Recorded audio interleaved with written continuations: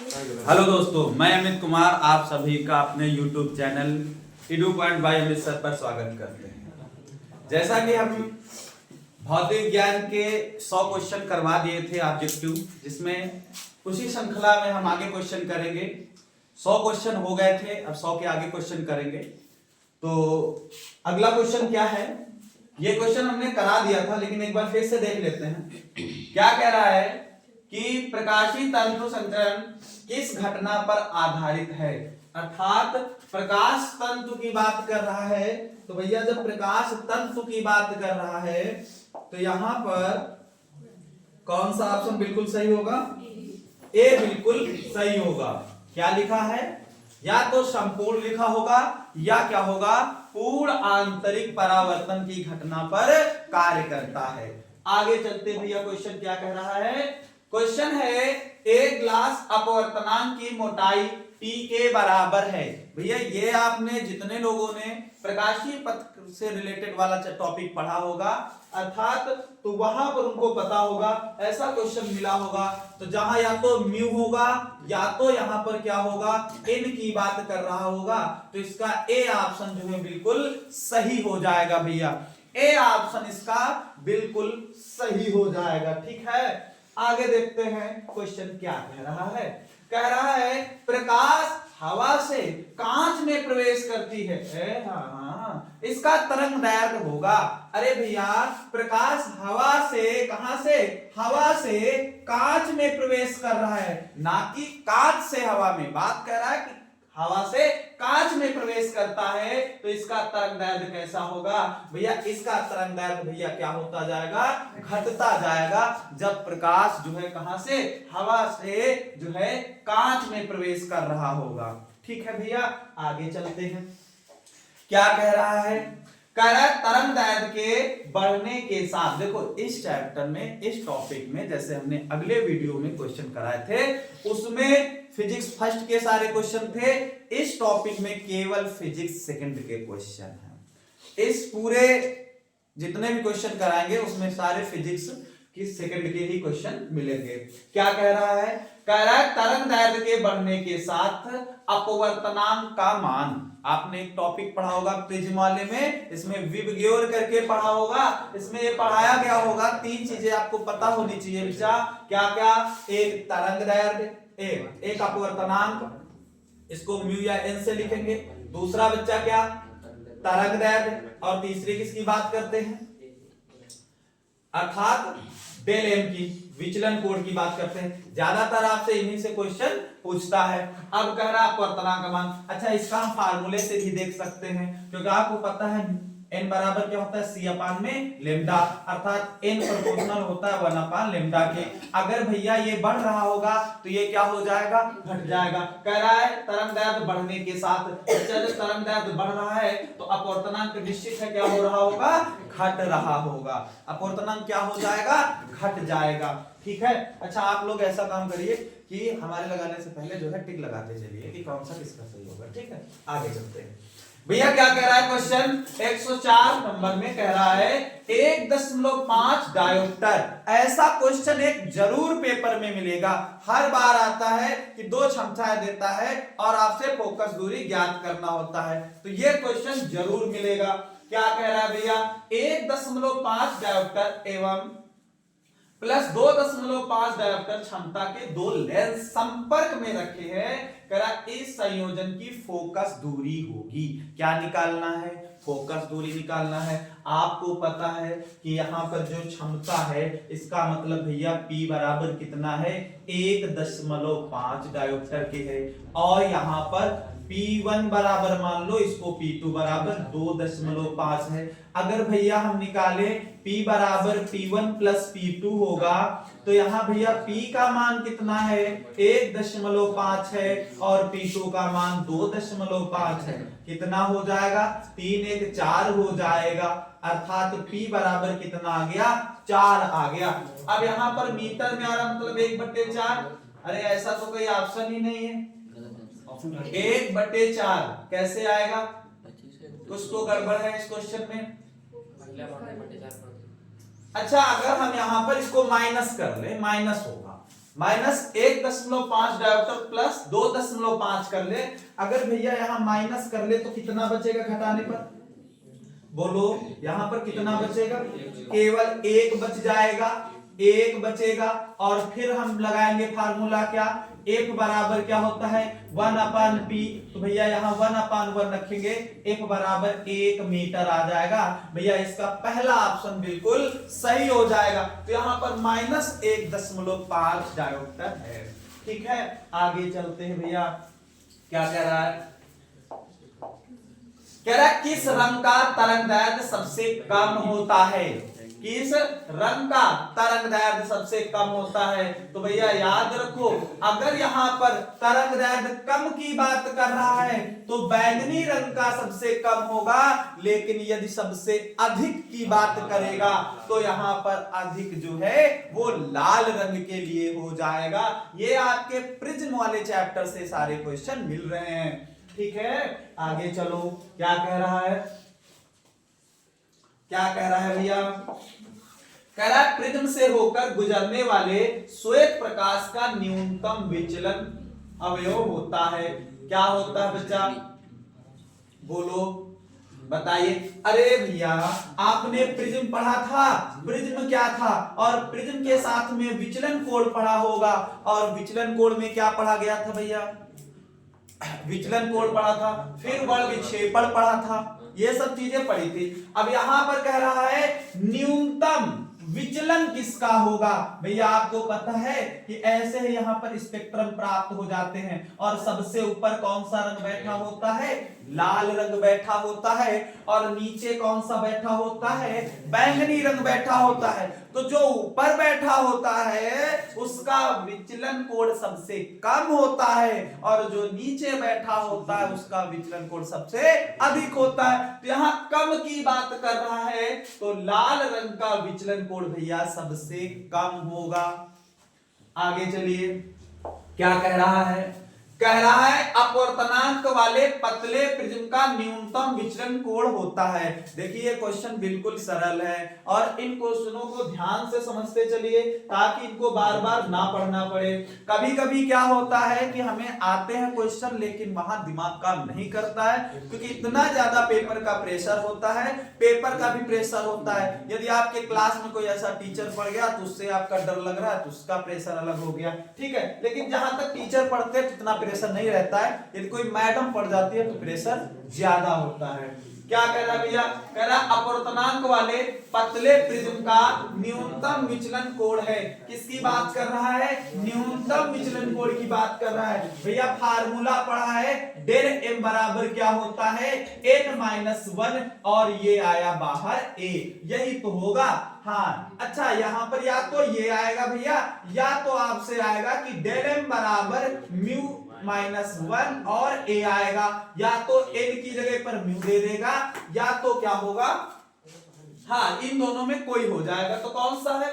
इसका B option जो है बिल्कुल भैया सही होगा। आगे चलते हैं। क्या कह रहा है? 2 डायोप्टर और -3.5 डायोप्टर के लेंस संपर्क में रखे हैं तो संयोग की क्षमता, भैया इसमें तो केवल क्षमता ज्ञात करनी है। आप लोग बताइए इसका आंसर क्या आएगा? बताइए आप लोग क्या आएगा इसका आंसर? इसमें भी P बराबर P1 प्लस P2 लगा देंगे। इसका बी ऑप्शन क्या होगा? बिल्कुल बी आएगा ना। बी ऑप्शन क्या हो जाएगा? बिल्कुल सही हो जाएगा। भैया इन क्वेश्चनों को अच्छे से देखते रहिए, जहां बैठे हो रजाई गद्दे में वहां मोबाइल लेके बैठ जाइए और यहाँ पर एक एक क्वेश्चन अच्छे से समझते चलिए। क्या कह रहा है बच्चा? अगला क्वेश्चन क्या कह रहा है? कह रहा है लेंस की बहुत बेसिक वाले क्वेश्चन है बच्चा, और याद रखो आपके जो शुरुआती 3, 4, 5 चैप्टर हैं उससे बेसिक वाले ही क्वेश्चन आते हैं, पेपर में आएंगे। तो क्या कह रहा है भैया? लेंस की शक्ति का मात्रक है, क्या है? क्या होगा? लेंस की शक्ति, क्षमता क्या हो जाएगा? डायोप्टर। क्या होगा भैया? इसका सी ऑप्शन जो है क्या हो जाएगा? बिल्कुल सही होगा। अरे आया कि नहीं आया क्वेश्चन समझ में? बिल्कुल सही होगा। ठीक है, आगे चलिए भैया, क्या कह रहा है क्वेश्चन? कह रहा है यदि किसी अवतल लेंस की फोकस दूरी 30 सेंटीमीटर हो तो वक्रता त्रिज्या होगी। अरे भैया, वक्रता त्रिज्या पूछ रहा है, क्या ऐसे भी क्वेश्चनों में आपको दिमाग लगाना है? हाँ, ऐसे क्वेश्चनों में केवल वही बच्चे दिमाग लगाएंगे, वही परेशान होंगे जो पूरे टाइम पढ़ाई नहीं की है, केवल मौज और मस्ती में टाइम खराब कर दिया है। लेकिन हमें पता है कि तुम लोगों ने तो बहुत मेहनत की, बहुत ज्यादा मेहनत की। एफ बराबर 30 सेंटीमीटर दिया है, क्या निकालना है? वक्रता त्रिज्या निकालना है। तो r बराबर f बराबर क्या होता है? r/2, मतलब r बराबर क्या होता है? 2f होता है। भैया यहाँ 2 रखो, f का मान 30 रखो, कितना आ जाएगा? 60 सेंटीमीटर आ जाएगा। तो भैया 60 सेंटीमीटर ऑप्शन सी कह रहा है, बिल्कुल सही होगा। आगे चलिए, क्या कह रहा है भैया? कह रहा है किसी दर्पण की फोकस दूरी f तथा वक्रता त्रिज्या r के बीच संबंध है। क्या है? r के बीच संबंध है। आप लोग केवल टिक लगाते रहे कि इसका ये सही, इसका ये सही, बाकी हम पीडीएफ भेज देंगे, पीडीएफ से आप लोग करना। कह रहा बच्चा किसी समतल दर्पण किसी दर्पण की फोकस दूरी f तथा वक्रता त्रिज्या r में संबंध होगा। अरे भैया, उतनी देर से तो यही पढ़ रहे हो, क्या r बराबर क्या होगा? 2f हो जाएगा। r बराबर क्या होगा? 2f होगा। अरे बताइए भैया, ऐसे क्वेश्चनों को करिए, ध्यान से करिए। ऐसे क्वेश्चनों में तो निश्चित है पेपर वाले क्वेश्चन इनको कहा जाएगा। इनको तो हम वेरी मोस्ट कहेंगे। क्या कहेंगे? अच्छा, वेरी लगाना भूल गए, हाँ वेरी मोस्ट कहेंगे। इन क्वेश्चनों को हम वेरी मोस्ट कहेंगे। बताइए इसका आंसर क्या होगा? अरे भैया, कह रहा है किसी प्रिज्म के लिए किसी प्रिज्म के प्रिज्म कोण तथा न्यूनतम विचलन कोण के मान बराबर ए हो तो प्रिज्म, अर्थात भैया डेल एम कह रहा ए के बराबर हो, तो आपने फार्मूला पढ़ा n बराबर साइन डेल एम प्लस ए बटे में 2 और यहां पर साइन a/2। अगर भैया n बराबर यहां साइन रखेंगे, इसकी जगह पर हम a रख सकते हैं, a जोड़ेंगे 2a हो जाएगा, और 2 से 2 कट जाएगा, केवल a बचेगा, यहां पर आएगा साइन a/2। अब भैया इसके बाद ध्यान से समझिए, बायो वाले बच्चे हो तो और ध्यान से समझिए, क्योंकि वो अक्सर फार्मूले यहां भूल जाते हैं कि साइन ए का फार्मूला क्या होता है? 2 साइन a/2 और यहाँ cos a/2। भैया नीचे क्या चल रहा है? साइन a/2, तो ये कैंसिल हो गया और बचेगा क्या भैया? n बराबर 2 cos a/2। अरे भैया इसका बी ऑप्शन, अरे भैया थोड़ा गड़बड़ है, यहाँ बी होगा, यहाँ सी होगा, मतलब सही तो यही वाला होगा ना, 2 cos a/2, 2 cos a/2 इसका ऑप्शन बिल्कुल सही हो जाएगा। आगे देखिए भैया, क्या है? अभी फिर यही क्वेश्चन आया था, कह रहा श्वेत प्रकाश का प्रिज्म से गुजरने पर किस रंग के प्रकाश का अधिकतम विचलन होता है? किसका होता है? अभी बताया गया भैया, बैंगनी रंग का विचलन सबसे ज्यादा होगा, अधिक होगा। ठीक है भैया, वीडियो को थोड़ा कमेंट कर दिया करें तो ज्यादा अच्छा होगा, हमें भी अच्छा लगेगा और तुम्हें भी अच्छा लगेगा। ऐसे बिना मेहनत के, अर्थात बिना कुछ दिए यदि पढ़ते हो तो थोड़ा तो अजीब लगता होगा, है? अगर थोड़ा कमेंट कर दोगे, है, इधर उधर भेज दोगे तो कितना अच्छा लगेगा, है? आगे चलिए भैया, क्वेश्चन नंबर क्या कह रहा है कि -5 डायोप्टर तथा +3 डायोप्टर क्षमता के 2 लेंस संपर्क में रखें। इससे तो हम परेशान हो गए, कितने बार क्वेश्चन आ गया, 2 3 बार, एकदम लपेटू आ रहे हैं क्वेश्चन। कह रहा है भैया फोकस दूरी ज्ञात करनी है। अब इस क्वेश्चन को डायरेक्ट लगाओ भैया, 5 में 5 है और 3 है, इसमें जाके -2 बचेगा। सेंटीमीटर में ज्ञात करना है तो F बराबर होता है 100 बटे -2, 2 से काटोगे माइनस का 50 सेंटीमीटर। अरे इसका डी ऑप्शन जो है बिल्कुल सही हो जाएगा। आगे चलिए, आगे क्या कह रहा है बच्चा, एक उत्तल लेंस की क्षमता 2 डायोप्टर है, इसकी फोकस। अब तो रोने का मन हो गया भैया, बार बार वही क्वेश्चन, बार बार वही क्वेश्चन। अरे 2 डायोप्टर है तो 100 बटे 50 सेंटीमीटर इसका सही ऑप्शन हो जाएगा। ठीक है ना?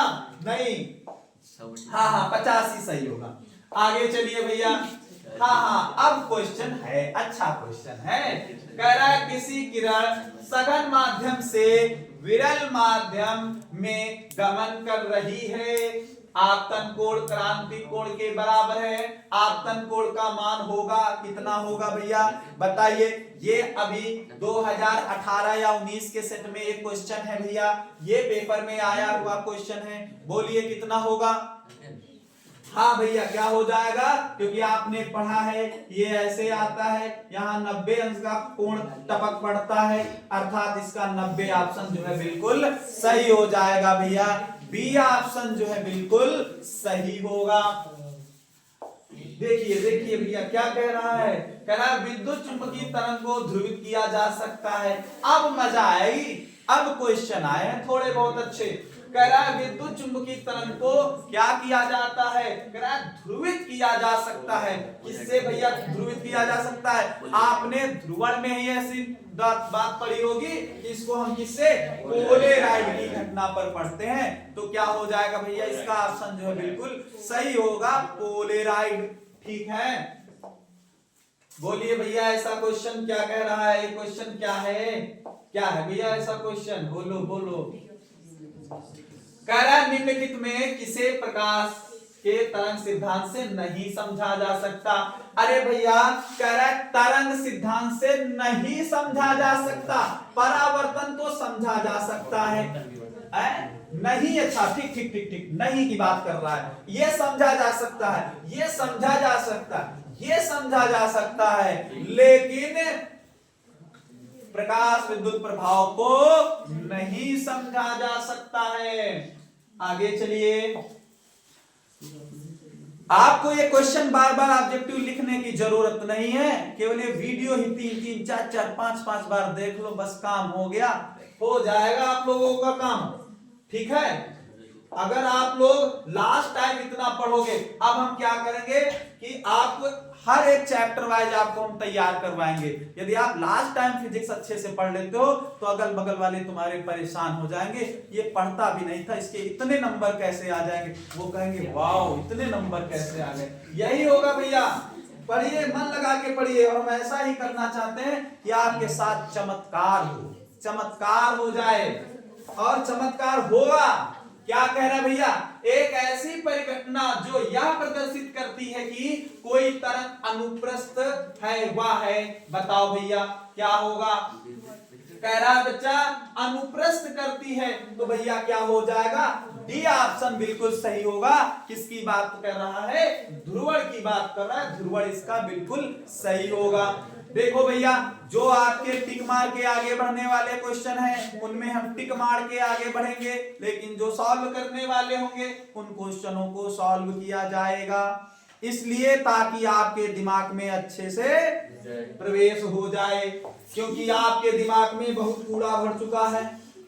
धुरंधर मूवी देख देख के बल्ले बल्ले, वो समझ में नहीं आता गाना, हमें तो आज तक ना याद हुआ। क्या कह रहा है वो, कह रहा है बच्चा, हाँ वो नहीं, यहाँ पर देखो क्या कह रहा है, कह रहा है प्रकाश किरणों के अच्छा तीक्ष्ण ना तीखे कोण पर मुड़ने की घटना को कहते हैं। अरे वही तीक्ष्ण किनारे पर वही बात कर रहा है। तो बच्चा ऐसी घटना किसमें होती है, विवर्तन में। अरे ये विवर्तन की परिभाषा ही हो गई। विवर्तन 2 प्रकार का होता है, एक फ्रेनेल विवर्तन, एक फ्रॉनहोफर विवर्तन। ठीक है, प्रकाश का तीक्ष्ण किनारों पर मुड़ना ही प्रकाश का विवर्तन कहलाता है। आगे चलिए भैया, अरे ये क्वेश्चन को देख के कुछ बच्चे बिल्कुल खुश हो गए होंगे, क्यों खुश हुए होंगे? क्योंकि ऐसे क्वेश्चन मास्टर साहब ने आपको कक्षा 10 में पढ़ाया होगा कि भैया आसमान का रंग नीला दिखाने पर कारण क्या होता है? तो भैया प्रकीर्ण का कारण होता है। क्या होता है? प्रकीर्ण का कारण होता है। आगे चलिए भैया क्वेश्चन। हाँ, ऐसे क्वेश्चनों में तो मजा आएगा। कह रहा है सौर स्पेक्ट्रम में बैंगनी रंग से लाल रंग की ओर। भैया जब बैंगनी रंग से लाल रंग की ओर बात कर रहा है तो यहाँ पर बच्चा क्या होता जाएगा? आपको पता है। बच्चा कह रहा है जब नीचे से ऊपर जा रहा है, नीचे से ऊपर जाएगा कि नहीं? अरे ऊपर लाल रंग बैठा है, नीचे बैंगनी, ऊपर जा रहा है, इसका मतलब विचलन घट रहा है। और जब विचलन घट रहा है तो अपवर्तनांक भी घटेगा। अर्थात क्या है? पहला ही तो ऑप्शन सही है कि विचलन घटता है और अपवर्तनांक भी घट जाता है भैया। आगे कह रहा है, बोलो बोलो बोलो ऐसे क्वेश्चनों को, चुटकियों में बोलो भैया ऐसे क्वेश्चनों को। भूल गए? क्या होगा? कह रहा है शुद्ध स्पेक्ट्रम प्राप्त किया जाता है। अरे भैया, अरे यहाँ स्पेक्ट्रम की बात कर रहा है, आके स्पेक्ट्रम वाले में लगा दो, क्या हो जाएगा? स्पेक्ट्रोमीटर में इससे क्या किया जा सकता है? शुद्ध स्पेक्ट्रम प्राप्त किए जा सकते हैं। ठीक है भैया, आगे चलिए। बोलो बोलो बोलो बोलो भैया।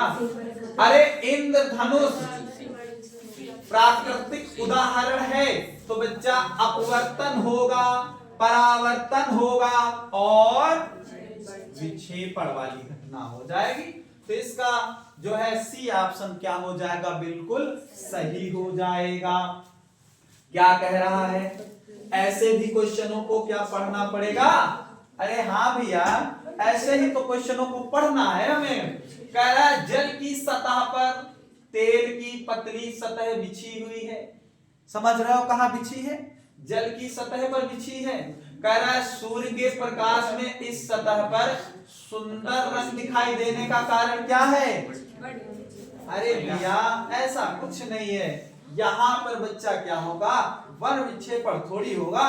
क्या आपसे वहां पर ये थोड़ी कह रहा है कि रंग भी अलग अलग हो जाते हैं? तो यहाँ पर बच्चा आपका कारण होगा प्रकाश का व्यतिकरण होगा।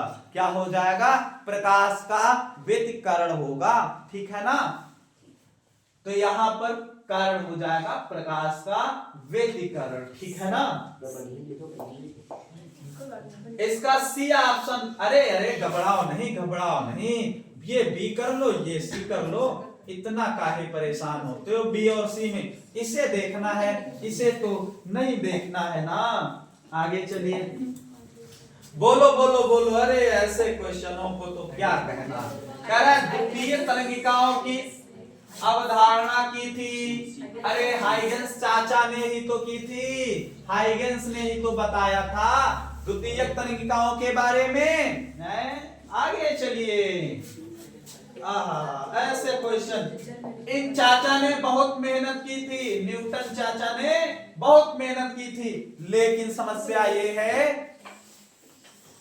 इनका नियम गलत हो गया था। इनका नियम गलत हो गया था बाद में। तो इन्होंने क्या बताया था? इन्होंने बताया था कि न्यूटन के लिखा है न्यूटन के अनुसार प्रकाश का वेग क्या होता है? तो बच्चा इनके द्वारा ये बताया गया था कि जल में अधिक होता है। तो इसका पहला ऑप्शन बिल्कुल सही हो गया था। लेकिन हालांकि बाद में एक ऐसा क्वेश्चन ये जो इनका ये सिद्धांत लिया गया था वो गलत माना गया था। तो इनके अनुसार जो सही होगा वो पहला ही सही होगा। आगे चलिए भैया, क्या कह रहा है? बोलिए।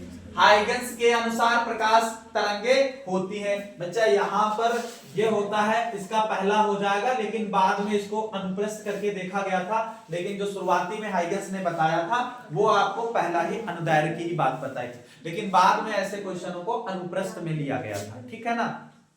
तो ये दो क्वेश्चन अच्छे क्वेश्चन मिले हैं जो कि कंफ्यूजन करने वाले हैं। एक ये क्वेश्चन अक्सर कंफ्यूजन करता है, क्योंकि बच्चा अनुप्रस्थ समझ के लगाता है और बाद में उसको जो है कंफ्यूजन हो जाता है कि ऐसे क्वेश्चन हमारे गलत हो गए। हाँ, एक ये क्वेश्चन था, ये तो सरल है। हाँ, ये दो क्वेश्चन जो है आगे चलिए।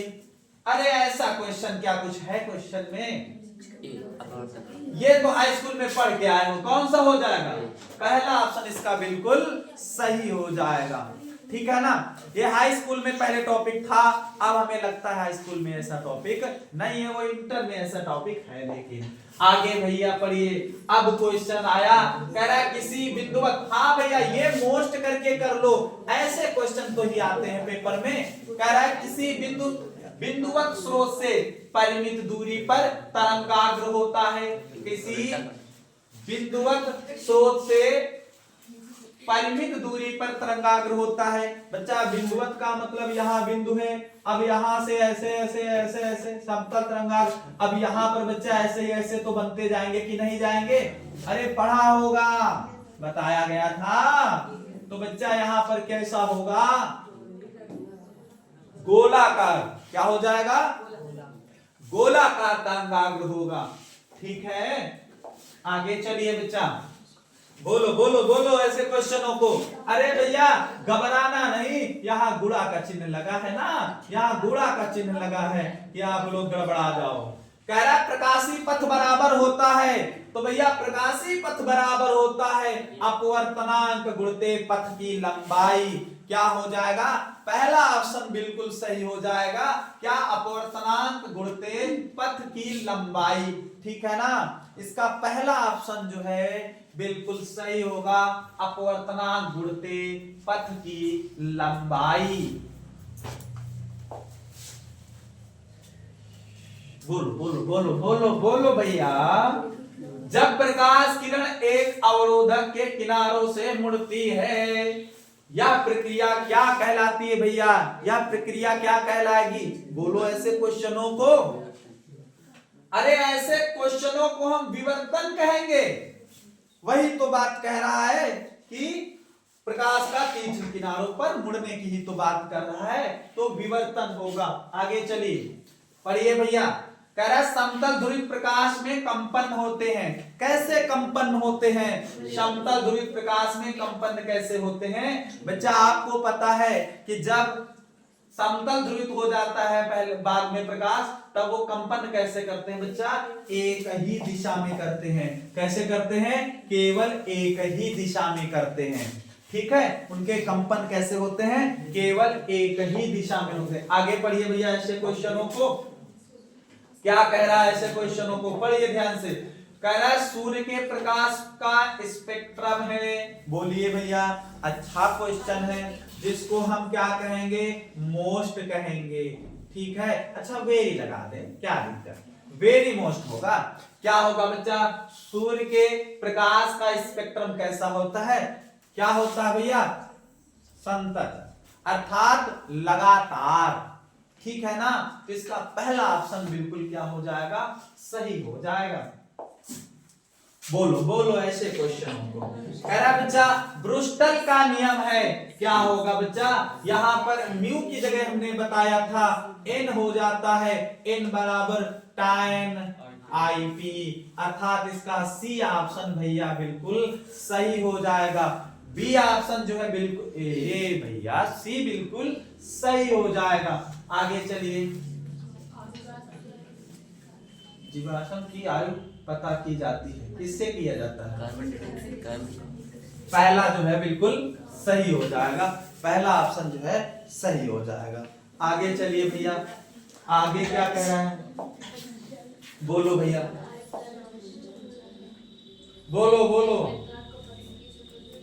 कह रहा है बच्चा कार्य फलन आवश्यक ऊर्जा है, तो भैया इसका क्या हो जाएगा? सी सही होगा। क्या कह रहा है? एक इलेक्ट्रॉन को पदार्थ की सतह से ठीक बाहर निकालने के लिए, अर्थात इसका सी ऑप्शन बिल्कुल क्या हो जाएगा? सही होगा।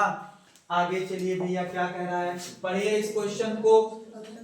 कह रहा है वह घटना जिसमें कुछ धातुओं पर प्रकाश पड़ने पर उससे इलेक्ट्रॉन उत्सर्जित होते हैं, वही कही जाती है। क्या कही जाती है? क्या कहा जाता है? प्रकाश विद्युत प्रभाव। यही घटना बच्चा क्या कहलाती है? प्रकाश विद्युत प्रभाव कहलाती है। आगे क्या कह रहा है बच्चा? कह रहा है तरंग दैर्ध्य वाले फोटान ऊर्जा, कह रहा है तरंग दैर्ध्य वाले फोटान ऊर्जा। तो भैया फोटान की ऊर्जा कह रहा है E बराबर बच्चा h न्यू होता है, और यहाँ पर h की जगह पर c अपान लेमडा हो जाएगा। है कोई ऐसा ऑप्शन? बी ऑप्शन बिल्कुल सही हो जाएगा, hc अपान में लेमडा। ठीक है, आगे चलिए क्या कह रहा है बच्चा, पढ़िए इसको। कह रहा है विकिरण व्यवहार करती है। बच्चा विकिरण किस प्रकार व्यवहार करती है? तो विकिरण बच्चा आपकी तरंग की तरह और कण की तरह दोनों प्रकार व्यवहार करती है, अर्थात ए और बी जो है वो दोनों सही हो जाएगा। आगे चलिए।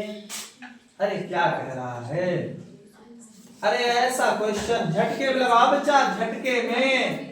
आइंस्टीन ने प्रकाश विद्युत प्रभाव की व्याख्या किस सिद्धांत पर की थी? बोलो बच्चा।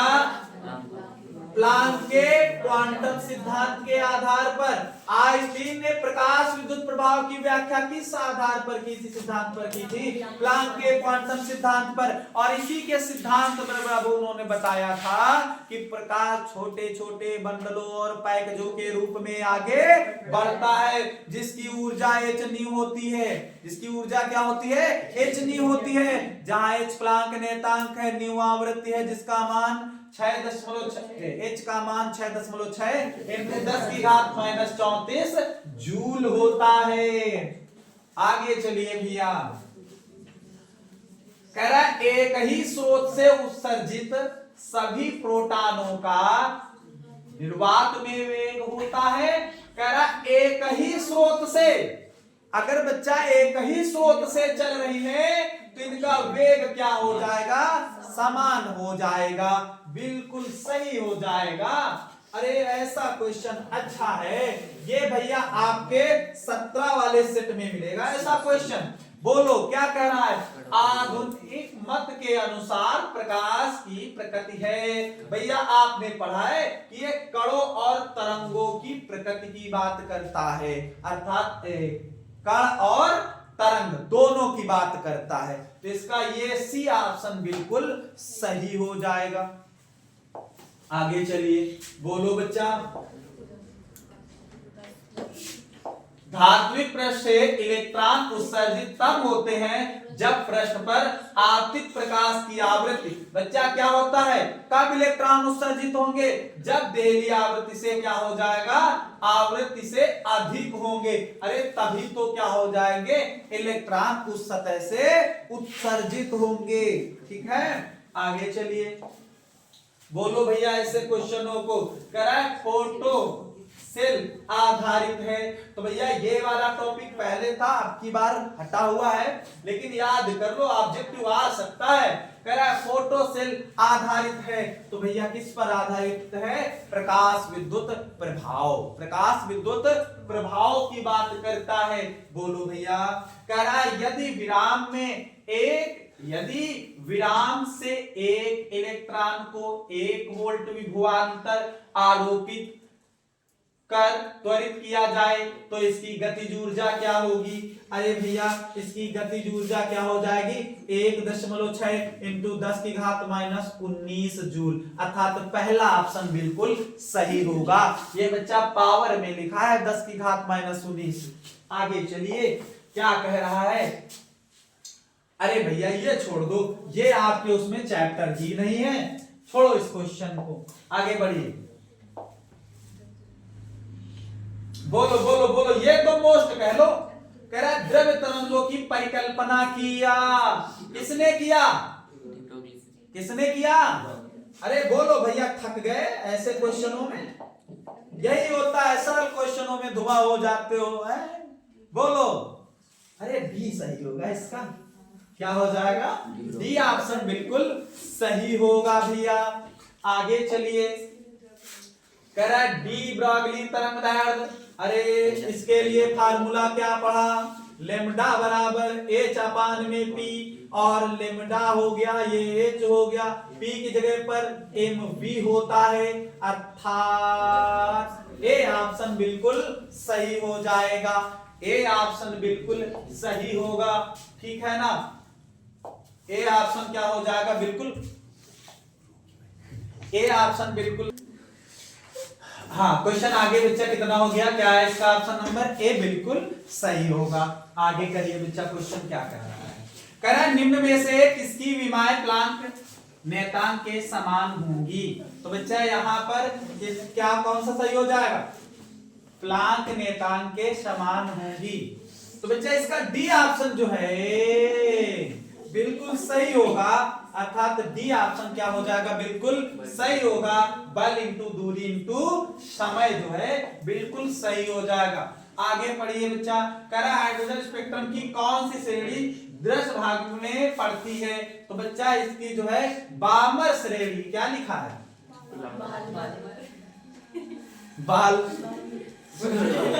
बामर श्रेणी क्या होगी, अर्थात बामर श्रेणी ना, तो दृश्य भाग के अंतर्गत आती है ना। लेकिन जल्दी जल्दी में बच्चा कोई पढ़ेगा तो बालम पढ़ देगा। आगे पढ़ते हैं, एक गाना भी था, मेरे बालम थानेदार ना, ऐसा कुछ। आगे चलिए बच्चा, कह रहा है लेजर की प्रक्रिया के लिए जरूरी है, क्या बच्चा जरूरी है, क्या है कि संख्या परिवर्तन होना चाहिए, क्या होना चाहिए, संख्या परिवर्तन। आगे चलिए बच्चा, ध्यान से समझिए इस क्वेश्चन को, क्या कह रहा है क्वेश्चन, कह रहा है निम्नलिखित में से किस वैज्ञानिक ने क्वांटम सिद्धांत का प्रतिपादन किया था। तो बच्चा किसने किया था, प्लांक ने किया था, प्लांक ने ऐसा बताया था। क्या कह रहा है बच्चा, निम्नलिखित में से किस संक्रमण तरंगदैर्घ्य न्यूनतम होती है, न्यूनतम होगी किसमें होगी बच्चा, जब n बराबर कितना होगा, 1 होगा, और n बराबर कितना होगा, 2, मतलब 2 से 1 में जब प्रवेश करेगा तब न्यूनतम होगी। आगे क्या कर रहा है, हो देता लिखा है, कह रहा जब हीलियम का एक परमाणु 2 इलेक्ट्रॉनों को खो देता है तो वह बदल जाता है। बच्चा क्या बदल जाता है, तब बच्चा वो ए कण नहीं होता है, एल्फा कण में, किसमें बच्चा, एल्फा कण में, अर्थात ए ऑप्शन बिल्कुल सही हो जाएगा, इसका ए ऑप्शन बिल्कुल सही होगा। बोलिए भैया, कह रहा है कैथोड किरणें हैं, तो बच्चा ये ऋणात्मक ऋणात्मक ऋणात्मक की बात करता है, ऋण की बात करता है। एनोड और कैथोड में पढ़ा है, तो बच्चा ये डी ऑप्शन बिल्कुल सही हो जाएगा। बोलो भैया, कह रहा परमाणु का नाभिक बना होता है, परमाणु है उसका नाभिक बच्चा, तो यहाँ पर प्रोटॉन और न्यूट्रॉन, प्रोटॉन और न्यूट्रॉन, इसका बी ऑप्शन बाबू बिल्कुल सही होगा, बी ऑप्शन जो है बिल्कुल सही हो जाएगा। आगे चलिए, कह रहा है स्थायी कक्षा की त्रिज्या r, स्थायी कक्षा की त्रिज्या r तथा कक्षा की संख्या n में संबंध। ये डेरिवेशन भी बच्चा वेरी मोस्ट है, इसका पेपर में बहुत ज्यादा आता है, कई बार हमने भी करवाया है, अर्थात इसका बी ऑप्शन बिल्कुल सही हो जाएगा। आगे चलिए, क्या कह रहा है बच्चा, कह रहा है रदरफोर्ड का प्रकीर्णन प्रयोग निम्नलिखित में किसका अस्तित्व सिद्ध करता है, बताइए बच्चा, क्या सिद्ध करता है कि ऋणावेशी नाभिक, भैया बिल्कुल नहीं, अरे धनात्मक की बात करता था, यही तो बताया था, अर्थात न्यूट्रॉन सब इससे कोई मतलब नहीं था, अर्थात बी ऑप्शन बिल्कुल सही हो जाएगा।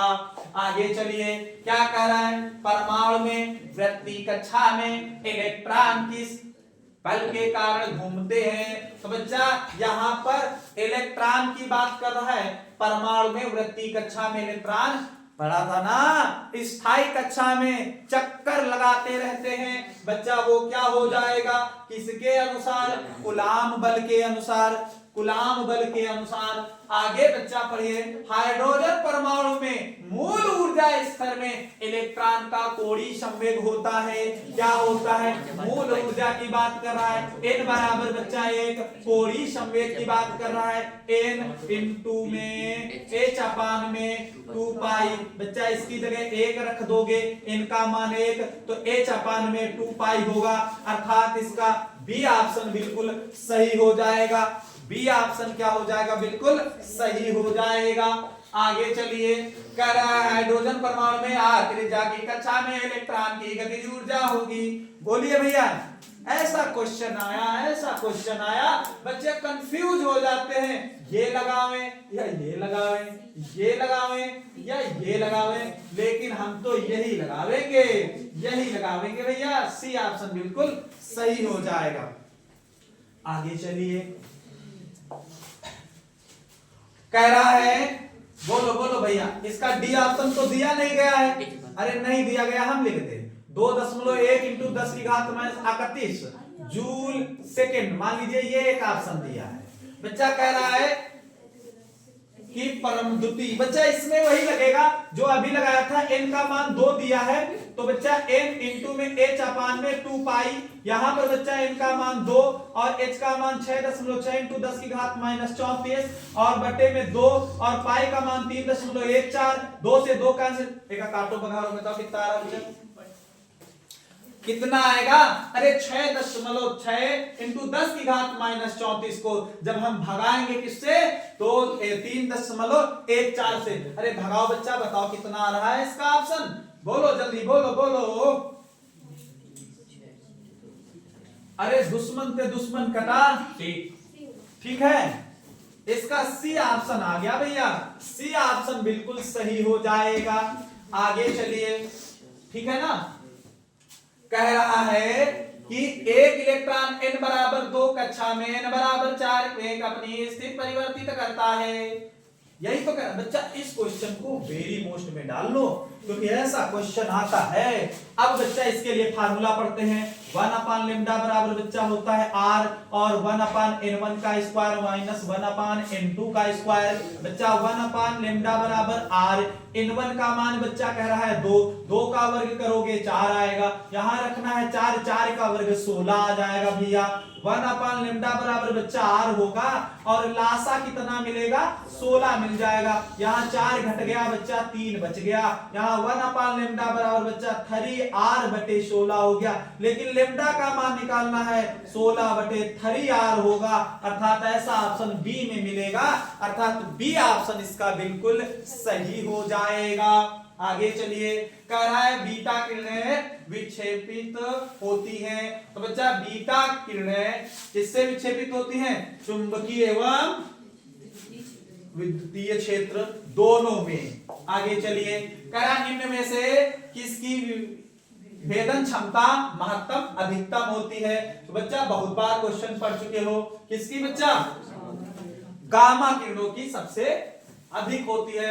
क्या कह रहा है, कह रहा बीटा किरणें तेजी से चलते हैं, चलने वाले क्या होते हैं बच्चा, इलेक्ट्रॉन होते हैं। कौन होता है, इलेक्ट्रॉन होते हैं। आगे चलिए, बच्चा कह रहा है नाभिकीय विखंडन के आविष्कारक थे, नाभिकीय विखंडन के आविष्कारक थे, तो भैया कौन थे, बी ऑप्शन बिल्कुल भैया सही हो जाएगा। आगे चलिए, जल्दी जल्दी देखते रहिए बच्चा। क्वेश्चन कह रहा है किसी तत्व में 2 समस्थानिकों के नाभिकों में आवश्यक है। अब किसकी बात कर रहा है, समस्थानिकों की बात कर रहा है। बच्चा समस्थानिक को हम एक और नाम से पढ़ते हैं, क्या, समप्रोटानिक नाम से भी पढ़ते हैं, अर्थात जिसमें प्रोटॉनों की संख्या समान होती है, अर्थात इसका बी ऑप्शन बिल्कुल सही हो जाएगा। आगे पढ़िए बच्चा, क्या कह रहा है, दो परमाणुओं के परमाणु क्रमांक भिन्न भिन्न हो, परमाणु परंतु परमाणु भार समान है, तो वह परमाणु होंगे। बच्चा क्या कह रहा है, नहीं ना ना ना भैया, ना ना ना ना, समभारिक होगा, इसका बी ऑप्शन बिल्कुल सही हो जाएगा, समभारिक हो जाएगा। आगे चलिए, कह रहा है निम्नलिखित में से सम न्यूट्रॉनिक युग्म है। बच्चा सम न्यूट्रॉनिक अर्थात न्यूट्रॉनों की संख्या निकालना होता है, a-z से हम निकालते हैं, क्या हो जाएगा, a-z से निकालते हैं, तो निम्न में से सम न्यूट्रॉनिक होगा, तो न्यूट्रॉनों की संख्या निकालेंगे हम, न्यूट्रॉनों की संख्या निकालेंगे, तो बच्चा यहां पर क्या हो जाएगा, निम्नलिखित में से सम न्यूट्रॉनिक युग्म है। बच्चा क्या हो जाएगा a माइनस जेड। तो बच्चा इसमें घटा लो, अगर क्या आ जाए बराबर आ जाए तो सम न्यूट्रॉनिक होंगे। ऐसे ही तो न्यूट्रॉनों की संख्या निकालते हैं a माइनस जेड से। अगर 6 घटाएंगे तो गलत हो जाएगा, ये घटाओ बच्चा कितना आएगा, बोलो बोलो भैया कौन सा सही होगा इसमें, इसमें बराबर आ जाए। हाँ ये क्या जाएगा, इसमें घटाओ 14 में 6 घटाओ कितना बचेगा बोलो, और इसमें घटाओ 8, अर्थात डी ऑप्शन इसका बिल्कुल क्या हो जाएगा सही हो जाएगा। आगे चलिए बच्चा, कह रहा है निम्नलिखित में कौन विद्युत चुंबकीय तरंग वाले गुण वाले गुण है, कैसा है भैया बताओ बताओ बताओ बताओ बताओ बताओ। गामा किरण, कैसा बच्चा गामा किरण हो जाएगा बिल्कुल सही। आगे कह रहा है किसी परमाणु का नाभिक बना होता है, अभी बताया गया तो बच्चा क्या प्रोटॉन और न्यूट्रॉनों से बना होता है। आगे चलिए कह रहा एक अल्फा कण बना होता है,